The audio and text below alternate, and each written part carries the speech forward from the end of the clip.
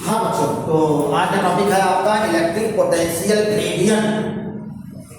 तो पहले समझते हैं हम लोग ग्रेडियंट। आप लोगों ने कहीं इससे पहले पढ़ा है, कुछ याद करिए। क्लास 11 में ग्रेडियंट वर्ड यूज किया है, कहाँ है बताइए? टेम्परेचर ग्रेडियंट, वेलोसिटी ग्रेडियंट, क्या करिए लिक्विड वेलोसिटी ग्रेडियंट।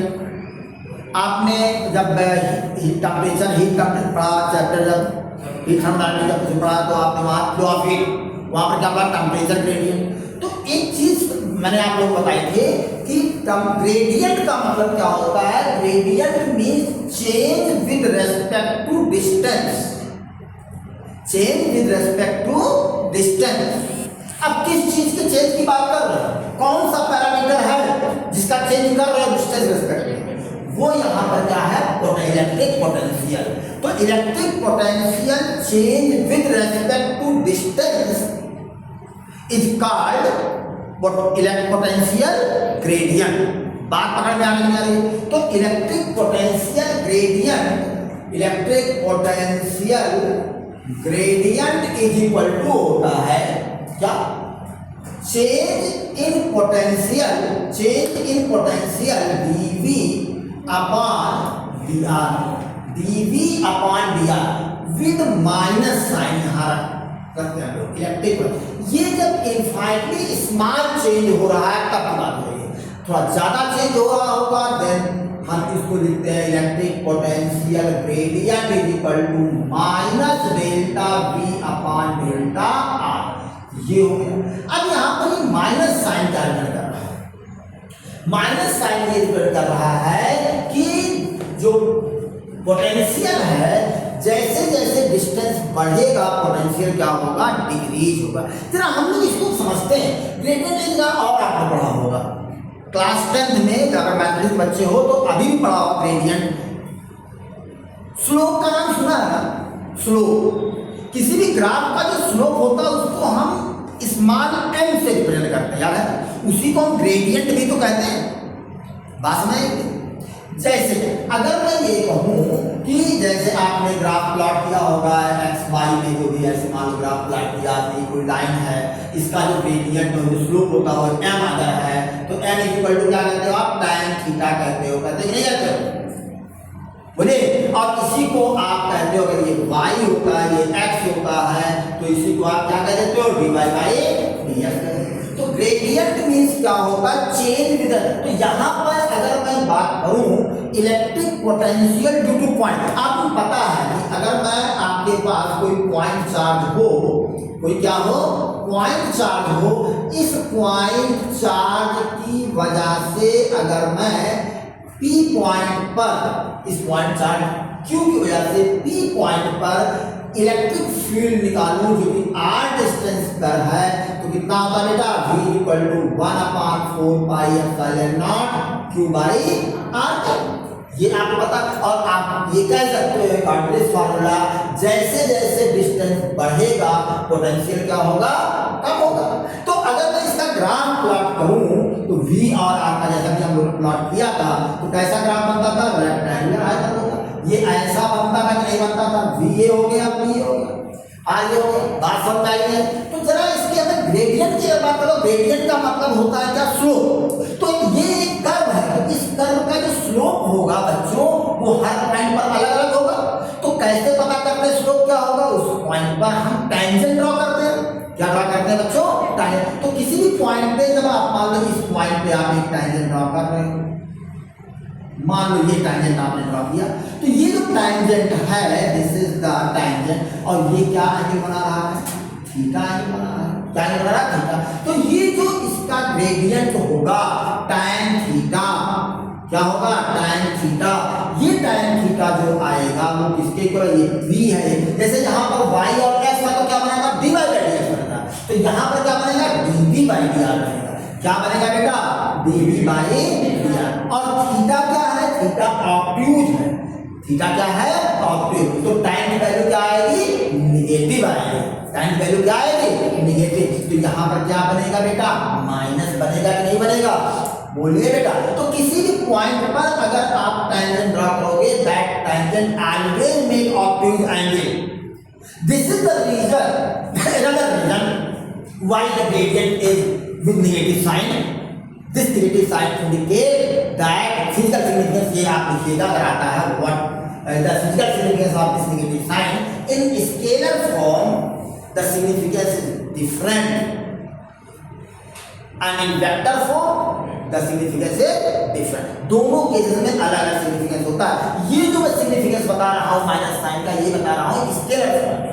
क्या बता रहा हूँ कि जैसे जैसे डिस्टेंस बढ़ेगा पोटेंशियल क्या होगा कम होगा. ग्राफ के थ्रू आप ये कह सकते हो कि ग्रेडियंट मींस क्या स्लोप और स्लोप जो टेंजेंट ड्रॉ कर रहे हो that means obtuse angle that is the reason why tan theta is negative and the gradient becomes negative. बात समझ आए. तो पोटेंशियल ग्रेडियंट क्या होता है change in potential with respect to distance is called potential gradient. बात समझ आए.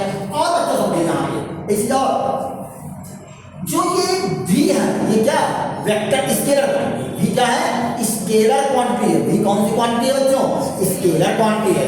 लेकिन पोटेंशियल ग्रेडियंट क्या होता है it is a vector quantity. y vector quantity. जबकि पोटेंशियल देखिएगा क्या क्वांटिटी वेक्टर क्वांटिटी. क्यों होता है वेक्टर क्वांटिटी जरा समझिएगा. इलेक्ट्रिक पोटेंशियल स्केलर क्वांटिटी है but potential gradient is vector quantity. बात समझ आई है. क्यों वेक्टर क्वांटिटी एक्चुअली जो पोटेंशियल होता है वो बताता है स्ट्रेंथ को. वो क्या बताता है स्ट्रेंथ को बताता है किसके इलेक्ट्रिक फील्ड के स्ट्रेंथ. लेकिन ग्रेडियंट जो बताता है वो कितना चेंज हो रहा है पोटेंशियल इन पर्टिकुलर डायरेक्शन.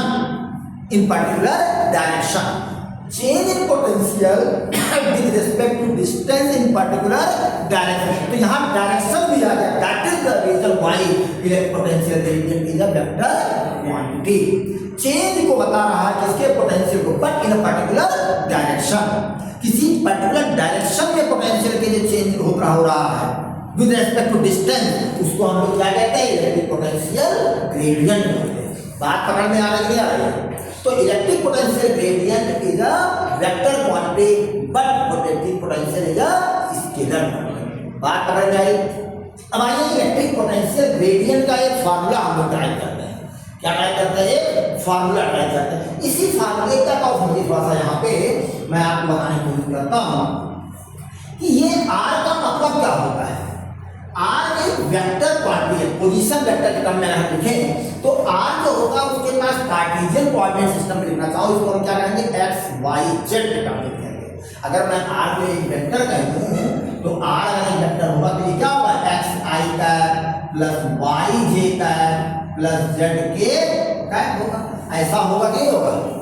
ये बात आप लोगों ने क्लास 11 में मैंने इस बात की चर्चा की थी. बात समझ आने नहीं आ रही है बोलिए बेटा.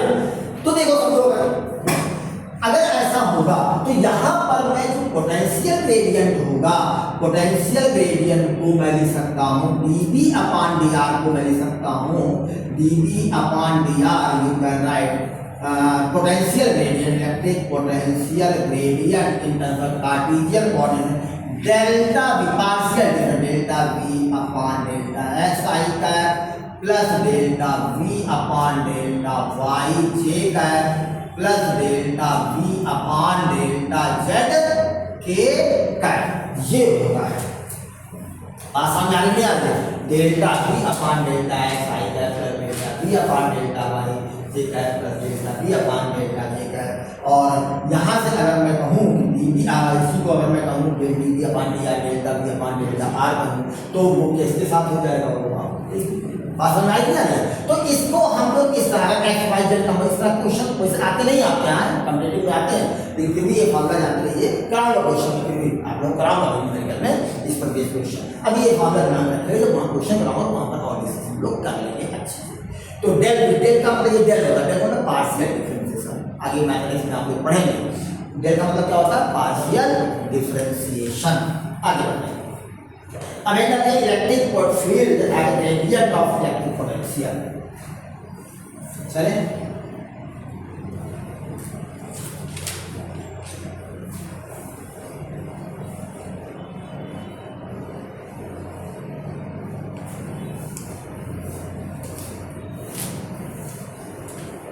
relation between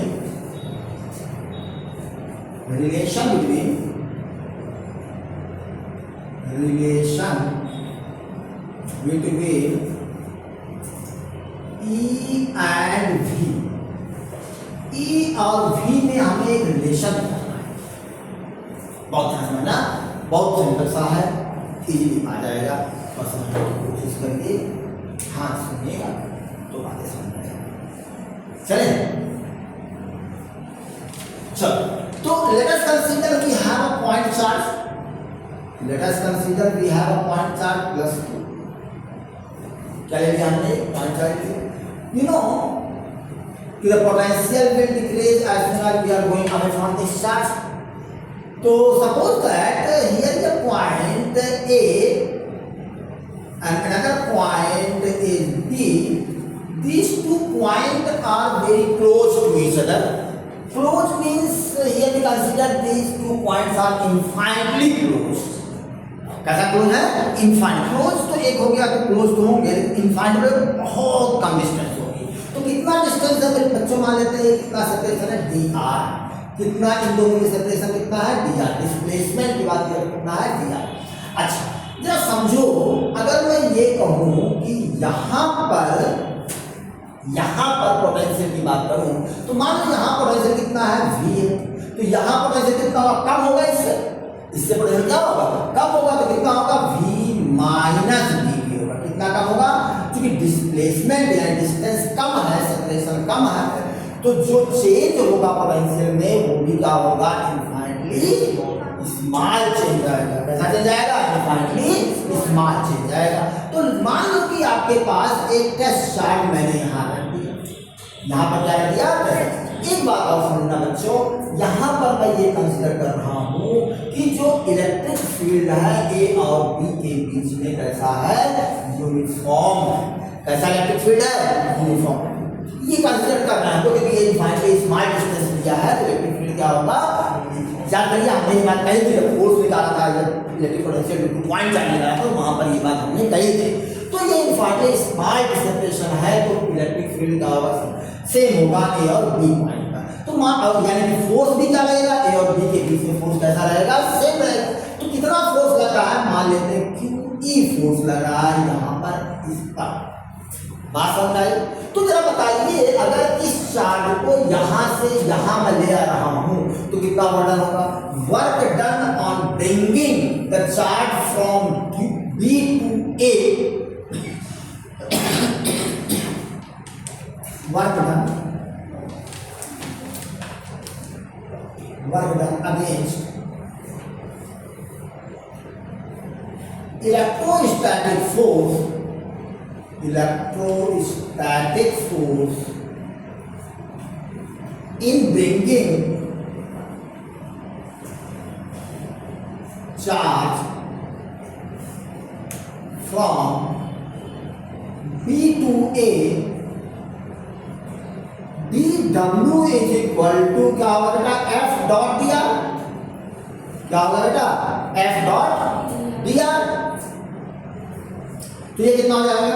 F dr cos of 180।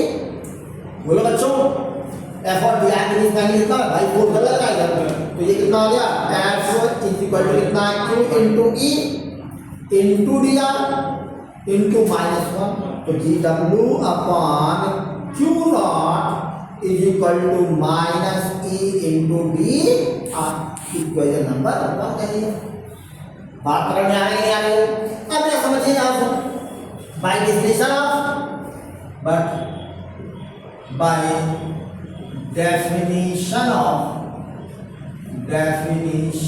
of electric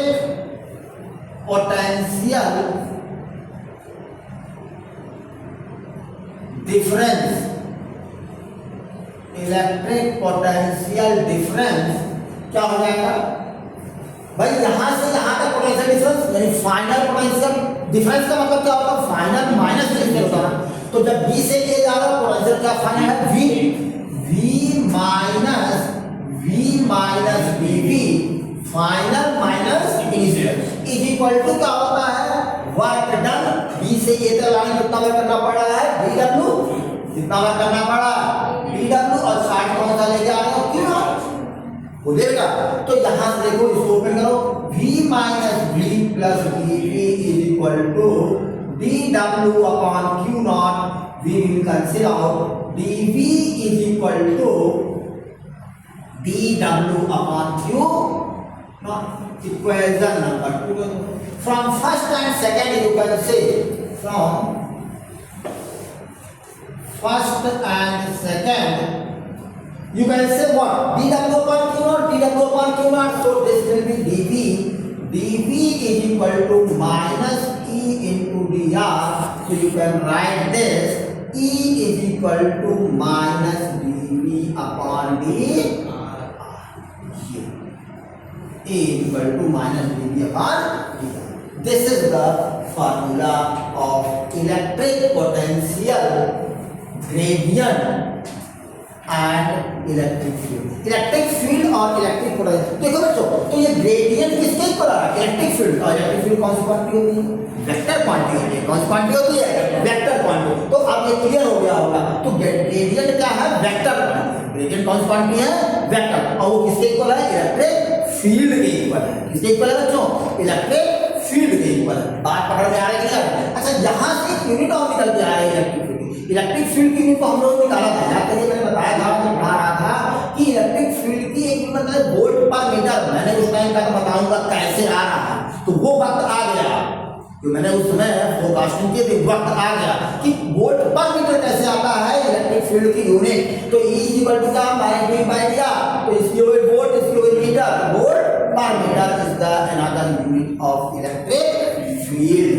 बात पकड़ में आई नहीं आई? तो ये हो गया। अब यहाँ पर माइनस साइन होगा कि वेक्टर फॉर्म, अगर हम वेक्टर के इलेक्ट्रिक फील्ड वेक्टर क्वांटिटी, अगर मैं इसको वेक्टर फॉर्म में बताऊं कि माइनस साइन क्या मतलब होता है, मतलब ये होता है कि इलेक्ट्रिक फील्ड और पोटेंशियल ग्रेडियंट, ये पोटेंशियल ग्रेडियंट ये दोनों कैसे एक दूसरे के अपोजिट डायरेक्शन में होते हैं, कैसे होते हैं अपोजिट डायरेक्शन। बात पकड़ में आई नहीं आई? बोले तो एक बार यूटिलाइज कर लीजिए, समझ लीजिए, इसको अच्छे से समझिएगा, बार दोबारा रिपीट करके इस वीडियो को देखिएगा, क्योंकि इसमें बहुत सारे छोटे छोटे कॉन्सेप्ट्स हैं। इसके बाद कुछ न्यूमेरिकल भी करेंगे। एक काम करना और ना भूलिएगा, like and share and subscribe करना, ठीक है? चलिए एक बात और समझ लीजिए यहाँ पे थोड़ा सा, ये तो इनफाइनली स्मॉल चेंज की बात हो गई। सपोज दैट कि आपके पास ये एक यूनिफॉर्म फील्ड में क्रिएट करना चाह रहा हूँ। क्या क्रिएट करना चाह रहा हूँ बच्चों? यूनिफॉर्म फील्ड क्रिएट करना चाह रहा हूँ स्पेस में। तो कैसे क्रिएट करते हैं बच्चों? दो पैरेलल प्लेट काफी क्लोज रख देते हैं, ऐसे मैंने दो पैरेलल प्लेट रख दिया इस तरीके से। तो यहाँ पर जो फील्ड होगा इसके बीच में वो कैसा होगा? यूनिफॉर्म फील्ड होगा। कैसा फील्ड होगा बेटा? यूनिफॉर्म फील्ड होगा। ये इलेक्ट्रिक फील्ड कैसा होगा? यूनिफॉर्म होगा। ये बात की चर्चा हम लोग कर चुके हैं आगे, जब हमने यूनिफॉर्म इलेक्ट्रिक फील्ड की बात की थी तब। तो मान लो इसका पोटेंशियल कितना V1 है और इसका पोटेंशियल कितना V2, इसका पोटेंशियल कितना V1 है और इसका कितना है V2 है। तो V और इसका सेपरेशन कितना दोनों प्लेट का D है। तो E इज इक्वल टू यहाँ से आएगा बेटा E is equal to V1 minus V2 upon D। ये फार्मूला भी एप्लीकेबल होगा।